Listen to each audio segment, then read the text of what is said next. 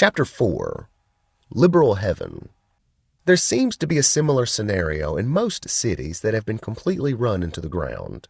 In this country, we don't just necessarily have a problem, we have a liberal problem, a Democrat problem, if you will. The next destination on this trip through hell would be a quick stop at the Steelyard Commons to visit the worst Walmart in the country. The Steelyard Commons was a shopping plaza that was about a 5-minute drive away, and when we arrived in the massive parking lot, we found the true liberal hangout. There were cars double parked everywhere, mainly as close to the store as possible, with Biden-Harris bumper stickers proudly planted on the backs of them.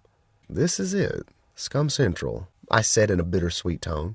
The first few people we spotted were sporting trendy face masks that read "I can't breathe," which we both thought was very ironic, to say the least. "If you can't breathe, then take the damn mask off," Brandon shouted at one as we drove past. We parked a good distance away from the rest of the vehicles and sat in our truck, simply observing the scene. A con artist type approached us with a necklace in his hand. "You guys interested in a 14-karat gold chain?" as he began torching it with a cheap crack lighter to prove its validity. "No, we're looking for the Democrat paradise. We heard it might be down here in the Steelyard Commons," I said as he seemed confused. "I think you just short-circuited his brain," Brandon whispered as I tried to think of something to say. "Look, we don't want your chain, but we'll give you $10 to run head first into that blue car over there with the Biden-Harris bumper sticker," I said as he began to drool, nodding his head eagerly and holding his hand out. "The money first," he demanded. "No, you do the job. You get the," I said before I could even finish the sentence. He took off full speed. He ran like a prime Usain Bolt head first into the car as the alarm started to echo through the crowded parking lot. He hit the ground very hard and didn't move again. Then Brandon started yelling at me, come on, start the truck. Let's get to the other side of the parking lot." We drove in a hurry to the other side, parked, and began to make our way to the entrance. 2 security guards were blocking the door, and we noticed a line was formed. "We've reached full capacity.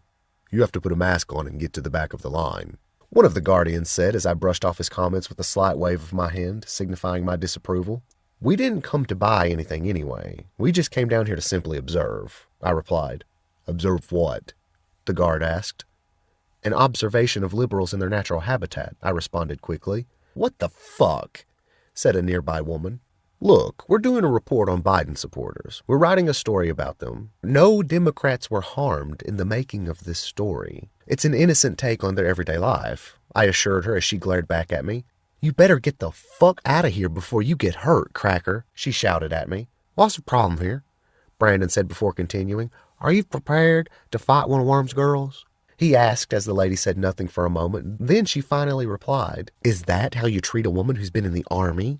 she responded as Brandon laughed. "Lady, the only army you've been in is the Salvation Army," Brandon replied as the crowd was growing angry.